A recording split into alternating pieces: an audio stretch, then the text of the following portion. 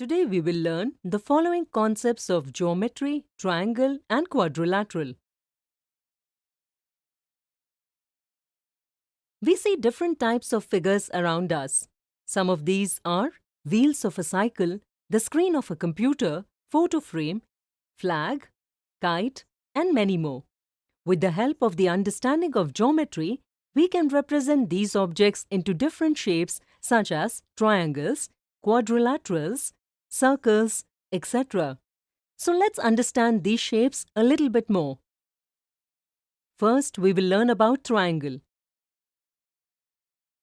The word triangle is a combination of two words tri and angle. This gives us a sense of its meaning. Tri means three and we all know angles. Therefore, we can say that a polygon with three sides is called a triangle. It is a polygon with the least number of sides. To draw a triangle, we place 3 points on a paper. For example, here we will mark the points A, B and C.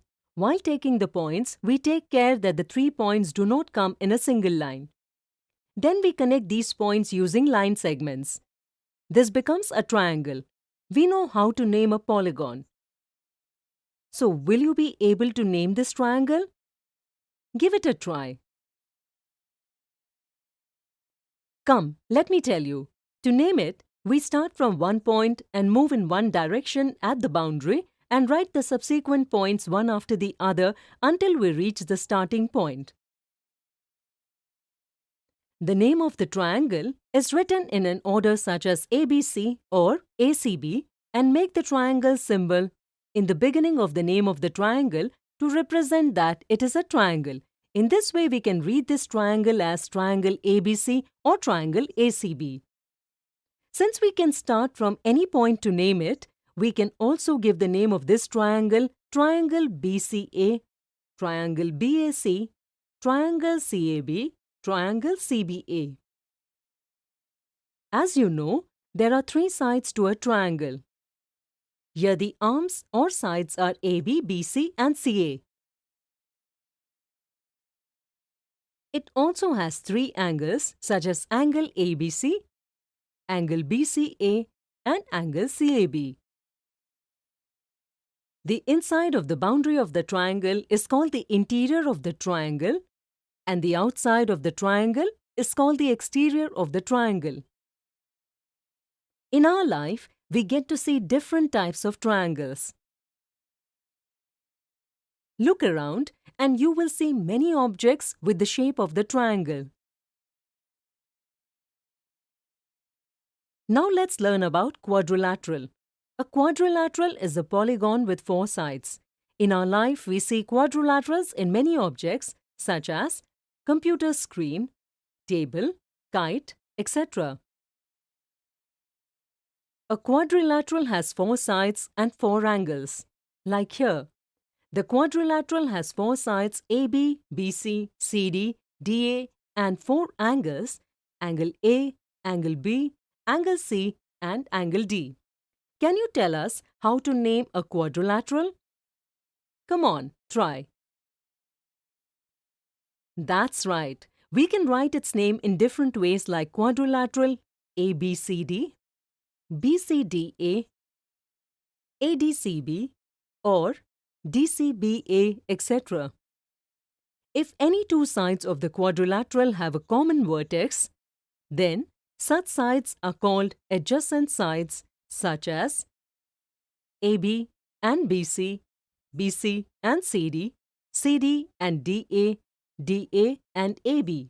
Similarly, if there is no common vertex for the 2 sides of the quadrilateral, then such sides are called opposite sides such as AB and CD or BC and DA.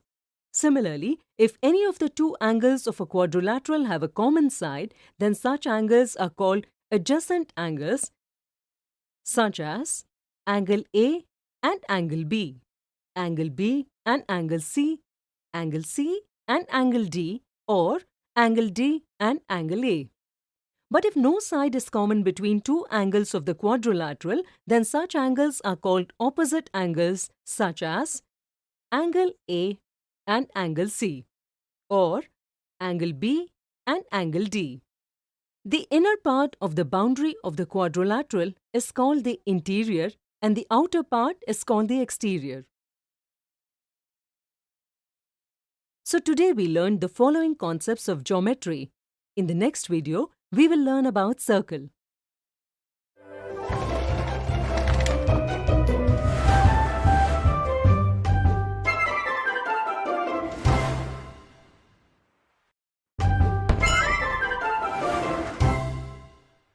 Today we will learn about a circle. Come, let's do an activity. We will take a pencil and tie it with a thread.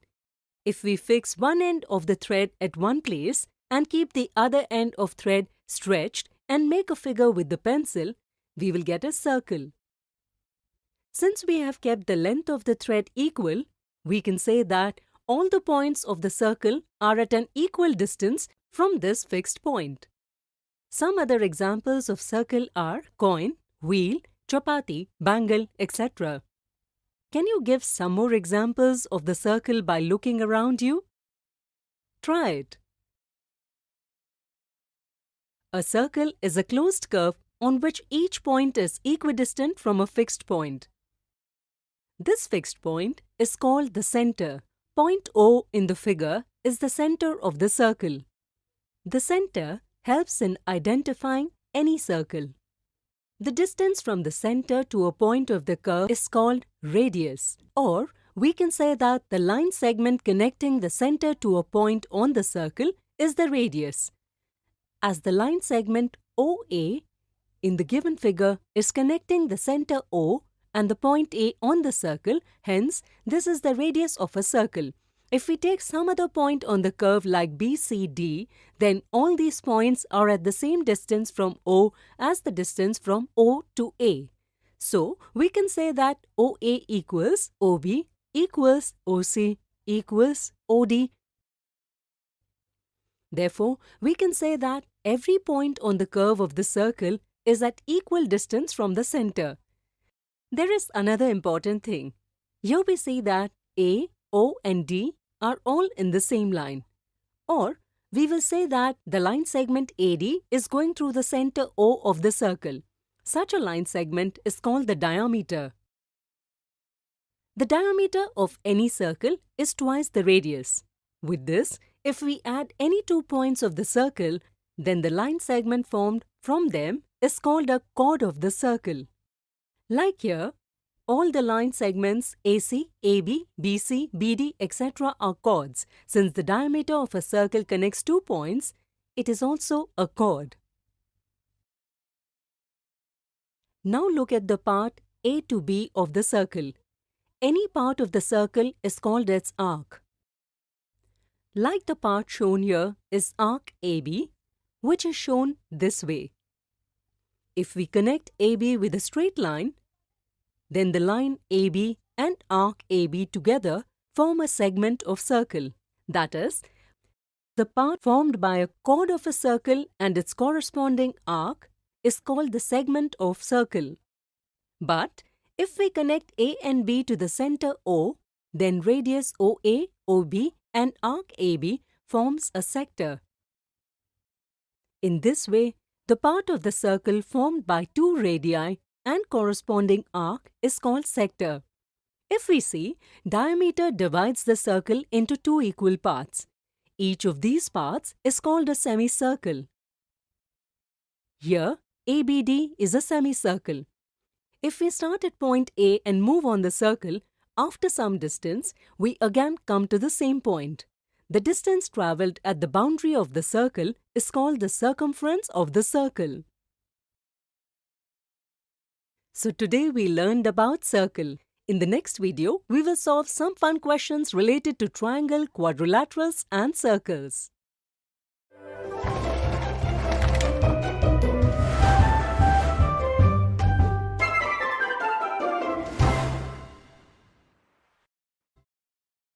Today we will see examples of quadrilateral and circle.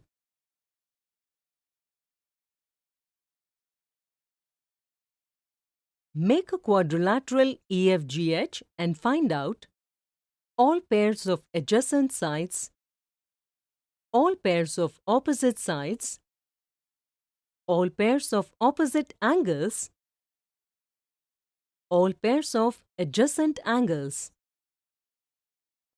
First, we will make quadrilateral EFGH. For this, we will take 4 points on a paper in such a way that no 3 points come in a line. If they come in a line, it does not form a quadrilateral. Now, moving in one direction, we will name these points EFGH respectively. Using a straight line, we will connect these 4 points to make quadrilateral EFGH. Let's find the pairs of adjacent sides. If any two sides of the quadrilateral have a common vertex, then such sides are called adjacent sides. Quadrilateral EFGH has adjacent sides, line segments EF and FG, FG and GH, GH and HE, HE and EF. Now let us find out all the pairs of opposite sides. If there is no common vertex in any two sides of the quadrilateral, then such sides are called opposite sides. In the quadrilateral EFGH, the opposite sides are EF and GH, FG and HE. Similarly, we can also find all pairs of opposite angles. If no side is common in two angles of a quadrilateral, then such angles are called opposite angles, such as angle E and angle G, or angle F and angle H. If we want to find all pairs of adjacent angles, then it is important to know that if any of the two angles of a quadrilateral have a common side, then such angles are called adjacent angles, such as angle E and angle F and angle G and angle H, or angle H and angle E. Next example. Using the figure given below, find out diameter, radius, chord, highlighted sector, highlighted segment of circle. We know that a line segment that connects 2 points on the circle and passes through the center of the circle and divides the circle into 2 equal parts is called diameter. In this circle, QR is the diameter. Radius means a line segment that connects a point on a circle to its center. The given circle has a total of 4 radii. Can you tell what they are? Give it a try. Exactly. Here the radii are OQ, OR, OP and OS. A line segment connecting any 2 points on a circle is called a chord. In this circle, VT and QR are chords. Can you tell why QR is a chord when it is also a diameter? Come on, try. Absolutely right. Because diameter is also a line segment connecting any 2 points on a circle. But if we see QR is the largest chord, with this we can say that the diameter is the largest chord in a circle. Part of a circle formed by any 2 radii and corresponding arc is called a sector.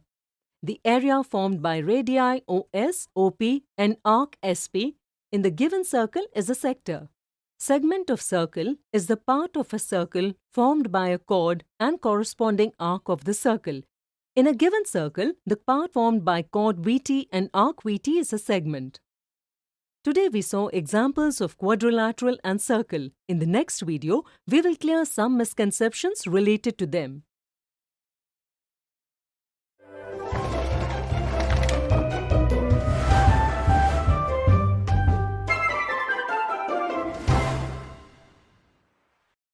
Today we will see few common misconceptions related to a quadrilateral. Common misconception 1. The teacher asked the students to identify the quadrilateral from the following figures. To this, Rajesh replied C and Komal replied A, B, C. Can you tell whose answer is correct? Sometimes, figure C is considered to be a quadrilateral. The reason for this is that children are well aware that figure A is called square and figure B is called a rectangle. Some children consider a square or rectangle to be a different shape from a quadrilateral. They understand that quadrilateral is given in figure C. Therefore, they take Rajesh's answer as correct and give option 1 as the answer. But this is an incorrect answer. The correct understanding is that quadrilateral means a closed figure with 4 sides and 4 angles. The 3 figures shown here are closed figures with 4 sides and 4 angles. So, all the figures are quadrilaterals. With this understanding, we can now say that Komal has given the right answer. Hence, the correct answer is option 2. Common misconception 2. What is the name of the given quadrilateral? Some children have this misconception that the name of a quadrilateral can be written in any order. In the given figure, the vertices have been named from P to S.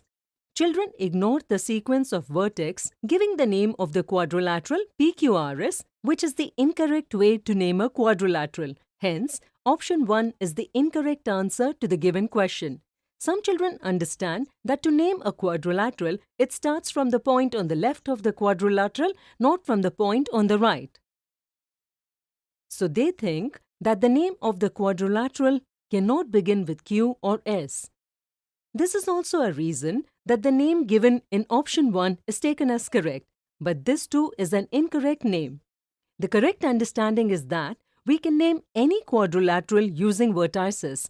While giving the name, we can start from any vertex and write the vertices one by one in a sequence, moving in one direction at the boundary. In this way, a quadrilateral can be named as both QSRP or SQPR. Hence, option 2 and option 3 are correct answers. That means both are correct options. In option 4, both option 2 and option 3 are given, so we will not choose option 2 or option 3, but choose option 4, which is the correct answer. So today we saw some common misconceptions related to quadrilateral.